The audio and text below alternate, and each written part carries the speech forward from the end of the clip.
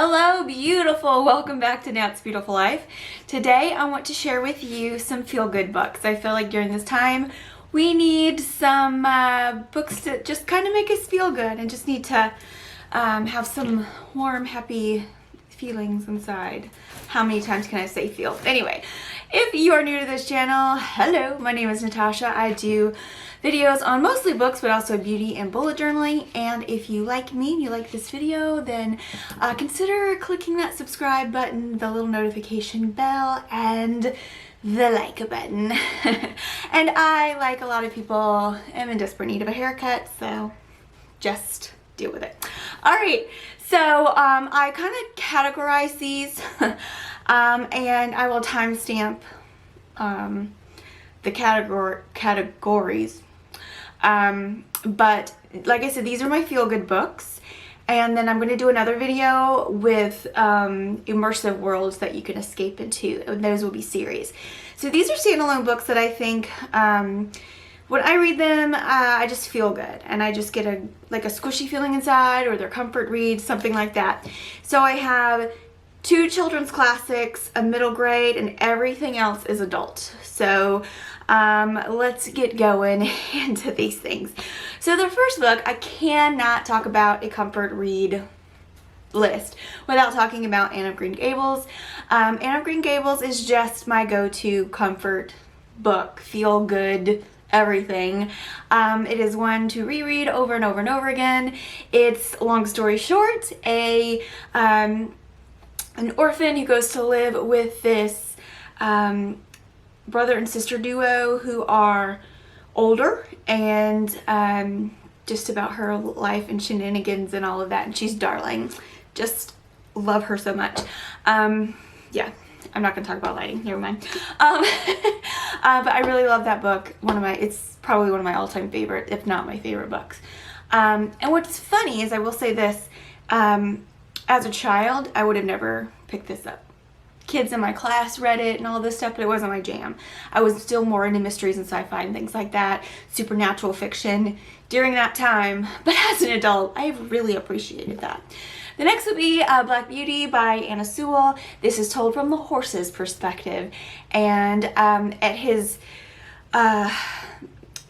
first, the first people who bought him and where he lived, he learns a lot about good men, and there's another horse there who had been owned by bad men, and he learns the difference between good and bad, and that not all men are good and not all men are bad, but to just kind of persevere and be the best that you can be, because that's something his mother taught him.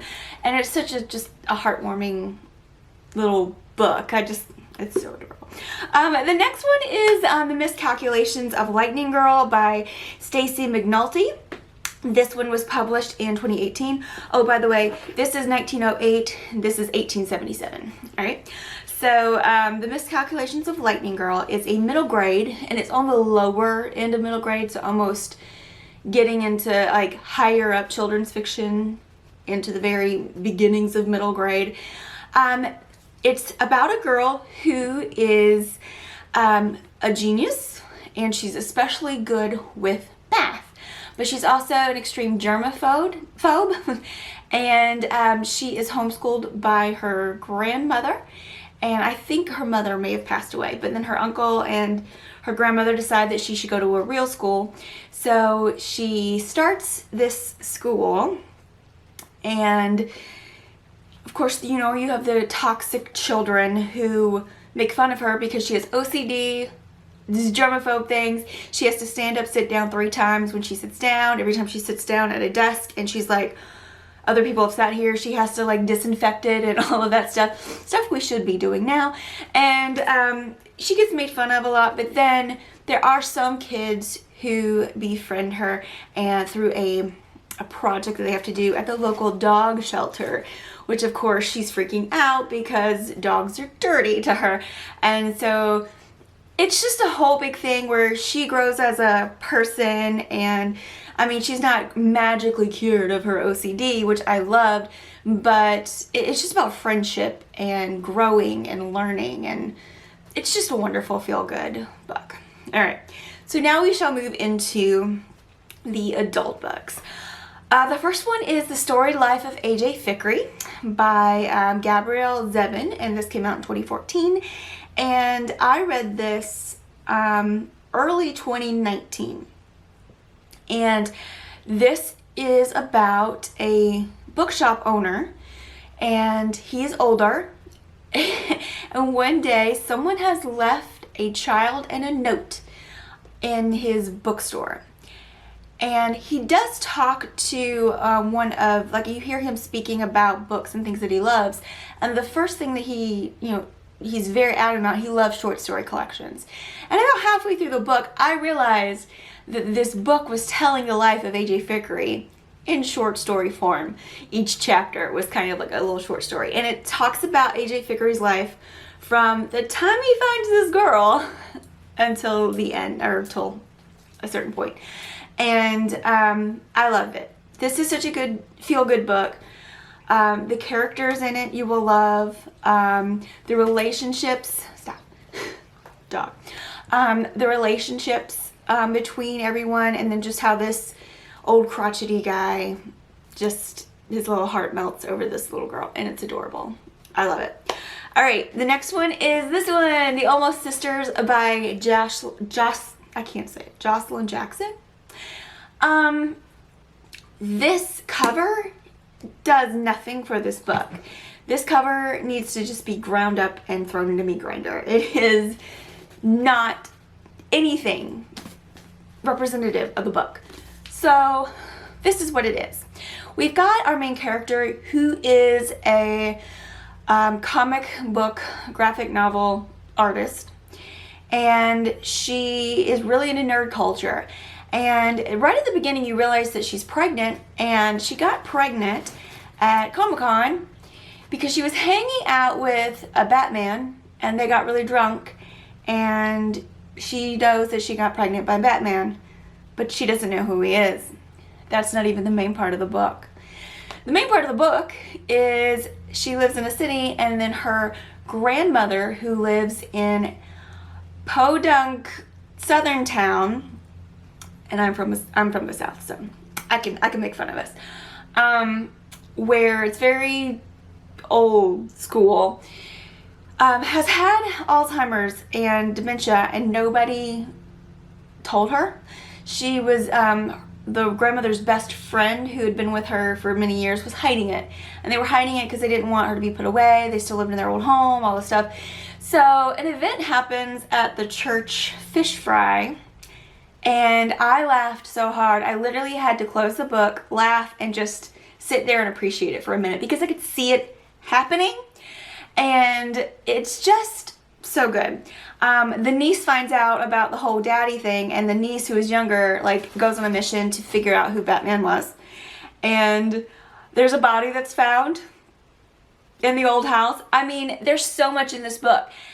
It is not your typical chick lit, and to me this cover just says chick lit, and it doesn't even, it's, yeah, I can't even express to you enough how good this book is, and just how feel good it is. And you will laugh, you will cry, you will love it. All right, you'll feel good. Next book is The Bookshop on the Corner by Jenny Colgan. This one came out in 2016. And this is one of those books where the lady has to rebuild her life, and then good things happen and love ensues. I am not a love story person, but if there's a book that has a plot that has something else to go on with it, and then there's, like, she finds love too, then I'm all about it. That's what this is. This was a good palate cleanse for me when I get into those really deep, hard fantasy, sci-fi, all those kinds of books, and then sometimes I just need something easy breezy and sweet to read, and this delivered. So we've got our main character, who is a librarian. She works at a library. Also, it takes place in England, and I love in Scotland, England and Scotland. And I just love anything that takes place in those types of, especially like the small town villages of these places. But she's a librarian, and then her library branch, along with a bunch of others, are being closed down. They're kind of consolidating them, making a lot of things digital. And so all of these librarians are vying for not a lot of jobs, so hundreds of people for like a handful of jobs. And she's like, I'm not doing that. So she decides, because she has hundreds of books already in her home, and she knows she can get a lot of books for free or cheap from the library that's shutting down, she's like, I'm going to open up my own bookstore. And she thought the best way to do that, I'm just going to buy a van and I'm going to drive around and set up shop. And then she finds out she can't really do that where she lives. And so she goes to Scotland, a small town in Scotland, where she actually bought the van and basically starts this whole new life, brings cheer to this sleepy town who have kind of fallen on some hard financial times, and a lot of their bookstores and things like that were closed. And so it's a feel-good time. You love the characters. There is a love story in here where you think, huh. And then there's another guy that turns out to be part of her love story too. And then she does find true love at the end. But still, it's like, will they, won't they kind of thing. Which one? And yeah, totally feel good read. All right. The next one is How to Stop Time by Matt Haig. I also would like to give an honorable mention to The Humans by Matt Haig. He actually thought of this book while writing The Humans. So The Human, or the How to Stop Time was in 2017 is when it came out. So this is a guy who instead of aging normally or having, there is a condition where people age very quickly. So they look like, I mean, they're very aged by the time they're like 16, 17. They almost have like the skin and the organs and all that of a 60, 70-year-old. Well, this is like the opposite. In this world, a disease exists where people age very slowly. And nobody knows about it. They don't want anyone else to know about it because they're afraid there will be, what's the word, experimented on. And some of them have been and all of that. And so there's a society that helps to protect them and all of this. So he's about 400 and some odd years old when we reach here. And that's just like his midlife. And a lot of the people who have this condition are like, this is your midlife crisis. This is when this happens. This is when all the history and all the people you've known, it all starts to catch up with you. But he's been looking for his daughter for 400 and some odd years because his wife, before she died, told him that the daughter is just like him. And he's been looking for her, and he gets some clues that he can find her. He makes friends. There's always a dog in a Matt Haig book, and it's just a good, feel-good time. I really loved it. All right, so the next one is A Walk in the Woods by Bill Bryson. This was in 1997 is when it came out. The best way that I can, and this is a memoir, so we're getting into nonfiction right now. It's not really like a memoir of his life. It's an account of this particular event. The best way I can describe this is two old, out-of-shape men walking the Appalachian Trail. And that goes from Georgia to, I believe, New York. It might go into Canada. I don't know. But it's a wild ride. It's hilarious. And you will love it. Let me tell ya. I love an adventure story anyway. So anytime we're going on an adventure or we're going on a trail or, anything like that, I love it. I'm all about it. And this book is just so good. Just trust me. Just trust me. This book is so good. Especially the one, his friend that goes with him is so out of shape.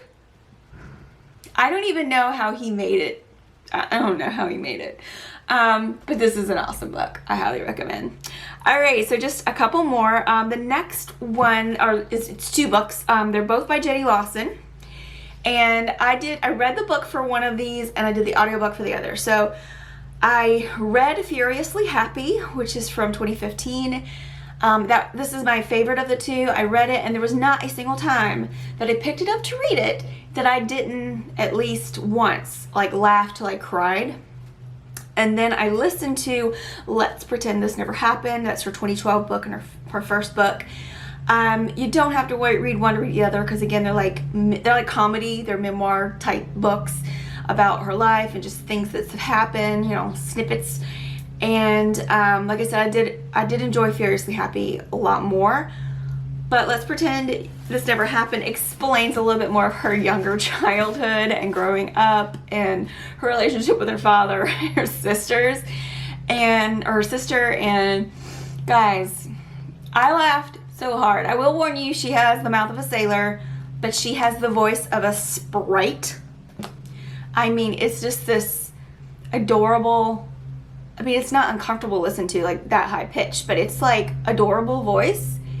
And she's just, it's hilarious. And like I said, if you want some good comedy, feel good about your life, then read these. The next is You're Never Weird on the Internet, almost, by Felicia Day. This is one of my favorite books of all time and one of my favorite people of all time. I did the audiobook for this and read the extra chapter here. This one is actually signed for me somewhere. I know it is. She signed it right in front of me. There we go. Yay! So Felicia Day is an actress, a nerd culture icon. Total, like, she's a gamer, all of this stuff. And she talks about her like childhood and how technology was kind of brought in with her her family. There's so many things about her I did not know until I read this, and it's great. I recommend the audiobook because she reads it, and then there's some places where she sings, and it's amazing. This book is funny. It will give you, yeah girl, vibes, and it's just funny. People are working in their yard right now. The neighbor's yard service has chosen right now to mow her lawn. Anyway, I was talking about Amy Poehler's book, Yes Please, from 2014. I did listen to this as an audiobook. I do recommend that. Unless you prefer to read the books, then go ahead. It's not going to hurt anything. But I do love it because Amy Poehler herself does do the narration, so that's adds a little extra something because she knows exactly how she's going to do it. And also, it's like she mentions other people within the book, and those people read those parts. So she's like, when I'm older, I want my voice to sound like Kathleen Turner, and then she actually has Kathleen Turner reading those parts. You have just a lot. There's just a lot of that going on. It's a really feel-good comedic book, and I really enjoyed it. All right, that is all. That lawnmower is gonna drive me nuts because I want to film another video. Anyway, thank you guys so much for watching. I hope you have enjoyed this video, and I will see you again very soon right here on Nat's Beautiful Life. Have a great day, gorgeous.